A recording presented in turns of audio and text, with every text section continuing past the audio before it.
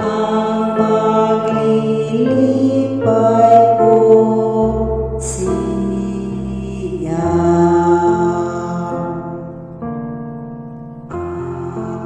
Alam mata ko, o mga bituon man, di sanang bulan nga masulaw.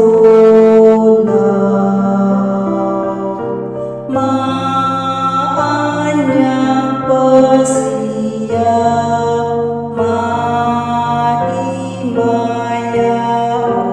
pa kaysa tanang binuhat niya.